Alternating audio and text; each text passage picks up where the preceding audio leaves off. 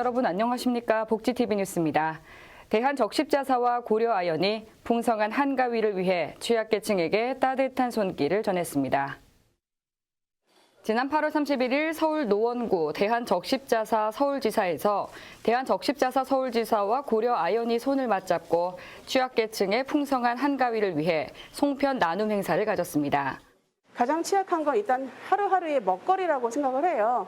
그래서 저희 노원지구 협의회에서는 그런 부분에 대해서 먹거리 위주로 해서 직접 제작을 해서 대상자들한테 비대면이든 해서 전달 드리든지 하는 방식으로 해서 먹거리에 대한 제공을 우선적으로 하려고 집중을 하고 있습니다, 현재.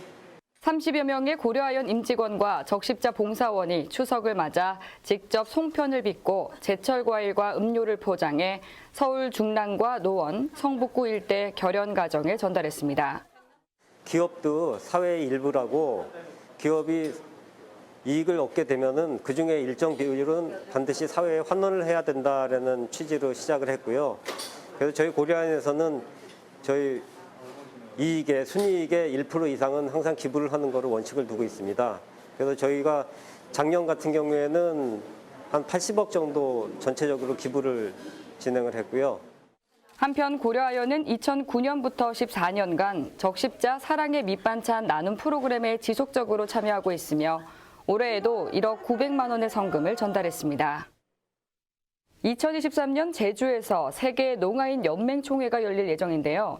총회 개최와 그 의미를 알리기 위한 움직임이 바쁩니다.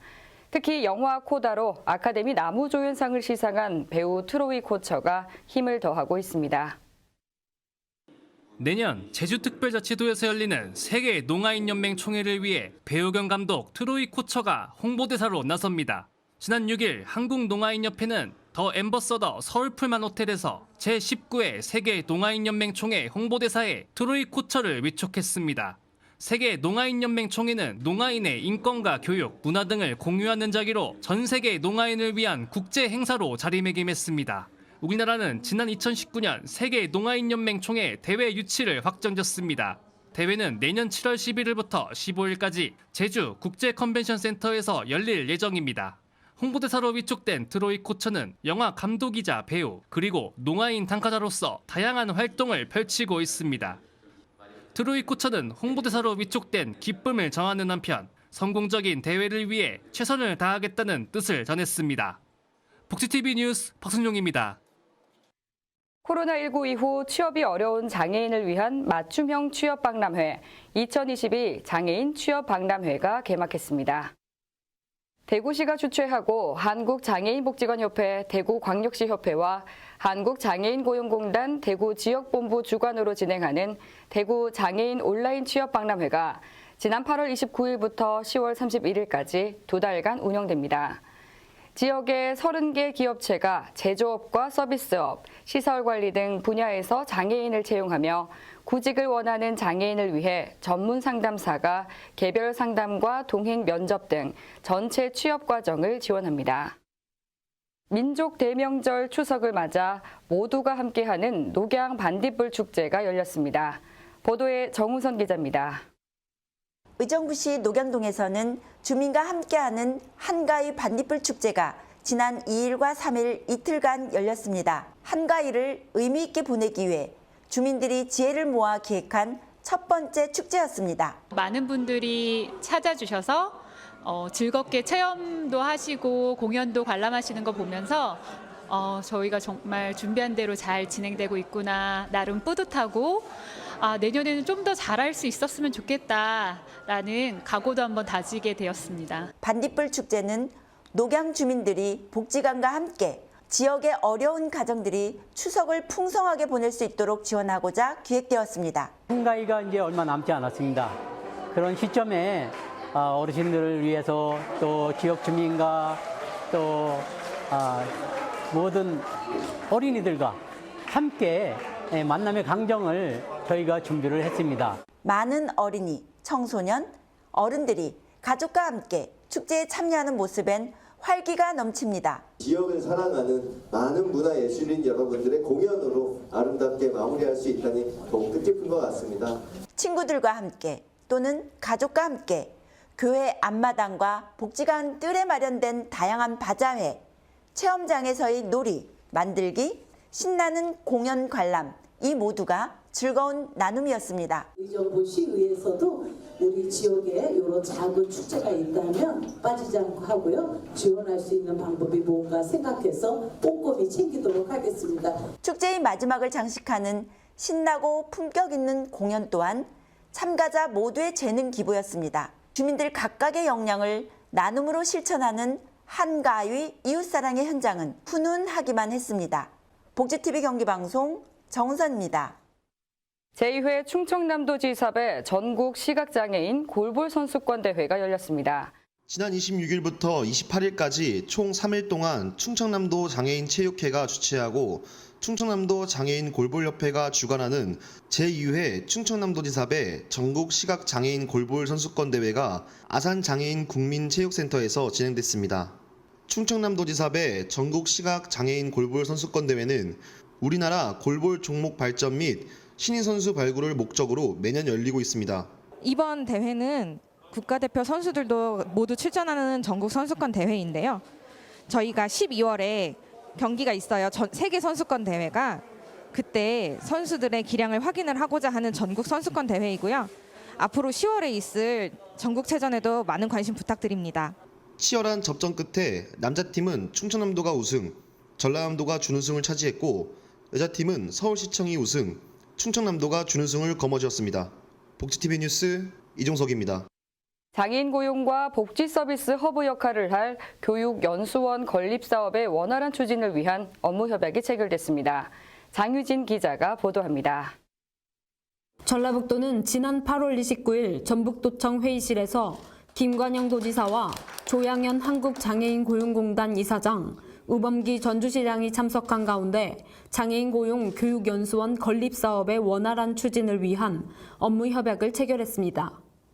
이날 업무협약을 통해 전라북도와 관련 기관은 연수원 건립 지원을 위한 행정지원과 협업체계 구축 등 사업 추진을 위한 제반 사항에 긴밀히 협력할 것을 약속했습니다.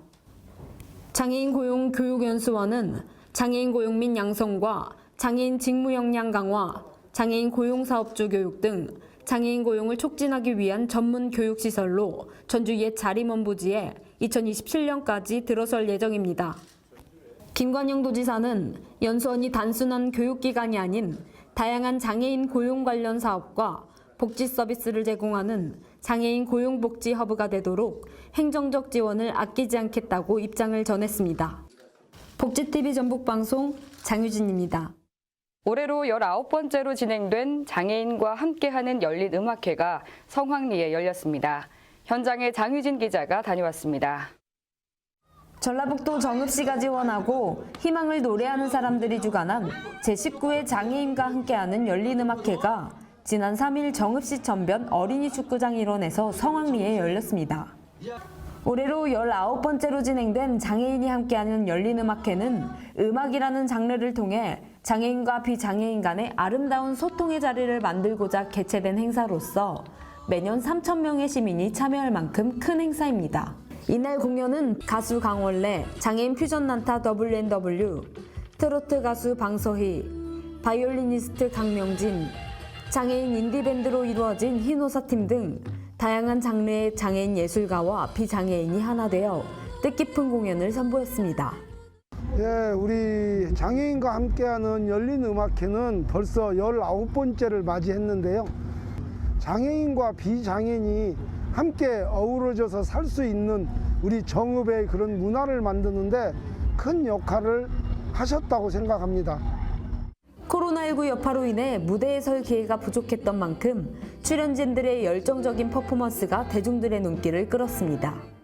매번 열린음악회를 준비할 때마다 우리 장애인과 함께하는 열린음악회가 장애인과 비장애인이 차별이 아닌 어떤 어울림이 되기를 기대하면서 이 행사를 준비하고 있습니다. 이 밖에도 희망을 노래하는 사람들 문성아 대표는 계층 간의 소통을 목적으로 시작한 음악회를 사랑해 주셔서 감사하다며 내년에도 함께 어울리고 하나 되는 열린음악회가 되도록 열심히 준비하겠다고 소감을 전했습니다. 절망 가운데 만난 희망을 전하고자 시작한 장애인과 함께하는 열린음악회. 이제는 장애인과 비장애인의 문화적 교류를 넘어 다양한 계층의 대중들에게 큰 감동과 에너지를 선사하고 있습니다. 복지TV 전북방송 장유진입니다. 광양제철소는 지역 내 홀로 사는 노인들의 건강한 노후를 위해 7년째 도시락으로 운정을 이어오고 있습니다. 자세한 내용 이영춘 기자가 전합니다. 광양제철소가 지역 내 홀몸 어르신들의 건강한 노후생활 지원을 위해 도시락 배달 사업을 7년째 꾸준히 진행해 큰 호응을 받고 있습니다. 도시락 배달 사업은 광양제철소에서 운영 중인 무료 급식소 나눔의 집에서 지역 내 거동이 불편한 홀몸 어르신들의 결식을 해결하기 위해 지난 2016년에 처음으로 시작했습니다. 포스코 직원들의 급여 1%로 조성된 포스코 1% 나눔재단과 광양시와 여수광양 항만공사의 재정 지원으로 운영하고 있는 도시락 배달 사업은 어르신들에게 집 밖과 같은 따뜻한 식사를 제공하고 있습니다. 특히 사회활동 참여를 원하는 어르신들의 소득 창출을 위해 지역 내 어르신 10명에게 도시락 제작을 맡겨 생활에 도움을 주고 있습니다. 이 도시락은 광양제철소와 여수광양 항만공사 임직원들이 월요일부터 금요일까지 주 5회 홀몸 어르신 70가정에 배달한 것이 지금까지 약 8만여 개의 도시락을 배달했습니다. 광양제철소는 도시락 배달 사업과 어르신들의 일자리 제공 사업을 지속적으로 진행해 기업 시민의 역할을 다해 나갈 계획입니다. 복지TV 뉴스 이영춘입니다. 전남 순천시 율촌 해룡산업단지에 중소기업 근로자 자녀들을 위한 어린이집이 문을 열었습니다. 이를 통해 아이 키우기 좋은 근로 환경을 갖추게 됐는데요. 이 보도에 김정현 기자입니다.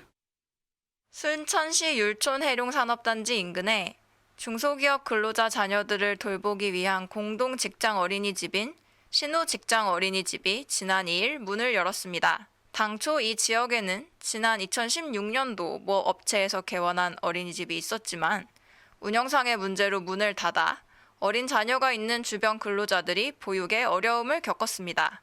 이에 산단에 입주해 있는 신우 엔지니어링 주식회사가 나서 순천시와 협의를 통해 지난해 6월 어린이집 준공 승인을 받아 정부 지원 등 시설비 27억 원을 들여 640평방미터 지하 1층, 지상 4층 규모의 어린이집을 마련했습니다.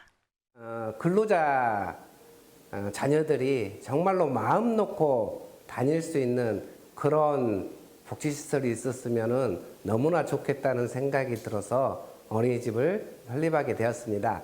특히 이번에 근로복지공단의 지원을 받아서 이렇게 좋은 곳을 짓게 되었습니다. 신우 직장 어린이집은 율촌 해룡산업단지 내 18개 회사와 협약을 체결하고 어린이집 개원과 함께 보육시설 이용이 절실한 중소기업 근로자 자녀 42명을 돌보게 됐습니다. 율촌 해룡산업단지 지역에 중소기업 직장 어린이집이 새로 들어서면서 부족하던 인근의 보육 수요를 해결할 수 있게 돼 근로자들은 물론 지역 주민들이 아동 보육의 어려움을 덜게 됐습니다. 복지TV 뉴스 김정현입니다. 변화와 혁신의 리더십을 주제로 국제 라이온스 협회 회장 리더십 연수가 진행됐습니다. 황병양 기자가 전해드립니다. 국제 라이온스 협회 355A 지구 라이온스 클럽 회장들을 대상으로 리더십 연수가 지난 2일 부산 라이온스 회관에서 열렸습니다. 이날 연수에는 라이온스 협회 내 클럽 회장 80여 명이 참석하여 변화와 혁신의 리더십이라는 주제를 바탕으로 지도자가 갖추어야 될 인성과 능력을 연수했습니다. 이 연수를 통해 봉사단체로서 지역사회의 생활 개선, 사회복지, 공덕십 함양에 적극적인 관심을 기울이는 동시에 복지TV 부산방송과 함께 사회공헌 사업에 합심해 나갈 수 있기를 기대해 봅니다. 지금까지 복지TV 부산방송 황병양입니다. 정성이 담긴 공예품으로 멋과 향을 전하는 서유진 작가를 이소영 기자가 만나봤습니다. 먹음직하고 다양한 종류의 디저트 캔들. 진짜인지 가짜인지 구분이 되지 않을 정도입니다.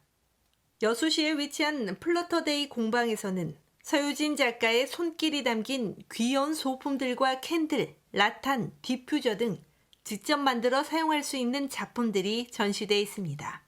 요즘 많은 사람들에게 사랑받고 있는 테라리움. 오목한 투명 용기 속에 흙과 식물, 장식 소품을 넣어 완성한 테라리움은 작가의 섬세함과 예술적 감각이 더해져 새롭게 태어납니다. 인테리어 소품으로 꼭 갖춘다는 디퓨저입니다. 이 향기 원액이 나무 막대를 타고 올라와 향기가 퍼지는 원리인데 크기도 다양하고 향의 정도를 조절할 수 있어 은은한 향이 나서 집안 냄새는 물론 마음까지 정화해 눈길을 사로잡습니다.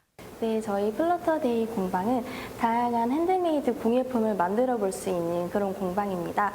천연 소이 왁스를 사용해서 만드는 양초 공예와 등나무를 엮어서 만드는 다양한 라탄 공예, 그리고 식물 등을 활용해서 만드는 식물 공예인 테라리움까지 다양한 종류의 공예품을 만들어 볼 수 있는 그런 공방입니다. 식물 공예인 테라리움에 관심을 갖게 되어 이 테라리움 공예를 배우고 또 이렇게 작업을 하고 있습니다. 같은 재료를 가지고도 누가 만드느냐에 따라서 또 그리고 어떤 방식으로 접근을 하고 의미를 부여하느냐에 따라서 정말 다양하고 색다른 작품이 완성되기 때문에 이러한 점이 제가 하는 공예의 가장 큰 매력이라고 생각합니다. 왁스에 색을 입혀 좋아하는 향을 골라 저어준 후 틀에 부어놓고 굳을 때까지 기다리면 완성되는 캔들은 상상력이 돋보여 눈길을 끌고 있습니다. 일상 속에서도 사용되고 디자인까지 겸비한 작가의 작품들은 좋은 향기로 힐링을 선사하고 있습니다. 복지TV 뉴스 이소연입니다. 이어서 간추린 뉴스 전해드립니다. 보건복지부는 이달부터 11월까지 경기 하남시와 전북 김제시, 경남 창녕군에서 발달장애인 생활실태 전수조사에 나선다고 밝혔습니다. 올해는 약 2,400명을 3차례에 걸쳐 방문조사해 발달장애인의 장애 특성과 주 돌봄자의 특성, 관련 서비스 이용 현황과 필요 여부 등을 확인하게 됩니다. 특히 3차 조사에서는 1, 2차 조사를 통해 파악한 상황을 바탕으로 지자체와 지역 발달장애인 지원센터의 서비스와 연계하는 등 신속한 지원을 추진합니다. 복지부는 올해 조사를 바탕으로 전수조사 모형을 개발하고 내년에는 지역을 넓혀 모형을 검증할 계획이며 이후에는 지자체가 정기적으로 전수조사를 할 수 있도록 지원할 방침입니다. 경기도는 수원 세무녀 사건을 계기로 복지 위기에 처한 도민들이 전화 한 통만으로 긴급 상담과 복지 연계, 사후 관리까지 받을 수 있는 120 긴급복지 상담 콜센터를 9월 5일 공식 개통했습니다. 이에 따라 지난달 25일 개설한 김동연 도지사의 임시 한라인은 혼란을 방지하기 위해 5일 이후 운영을 중단했습니다. 생활고로 어려움을 겪는 누구나 031-120번으로 전화한 후 음성 안내에 따라 1번을 누르면 상담을 받을 수 있습니다. 이 밖에 자세한 사항은 웰페어 뉴스 홈페이지와 장애인신문, 복지TV 뉴스를 통해 확인할 수 있습니다. 거리두기 해제 후 처음으로 맞는 추석 명절, 취약계층에 대한 생활 지원 등 추석 민생 안정을 위한 지원의 손길이 이어지고 있습니다. 높은 물가와 연일 이어지는 태풍과 집중호우로 이중고로 힘든 분들 많으실 텐데요. 수원 세무녀와 같은 복지 사각지대가 없도록 지속적이고 선제적인 지원책 마련을 위한 관심과 노력이 필요하겠습니다. 이상 복지TV 뉴스를 마칩니다. 시청해주신 여러분 고맙습니다.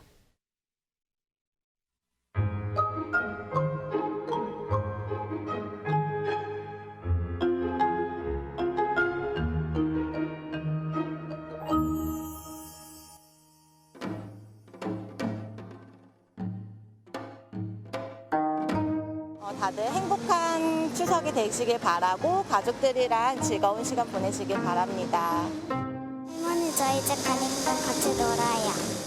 최근에 코로나 걸리셔서 굉장히 아프셨어가지고 꼭 다 찾아뵙고 외할머니의 건강을 꼭 기원해드리고 싶습니다. Family gatherings and time with the loved ones. And yeah, it's a good time to have fun and just eat some good, delicious food.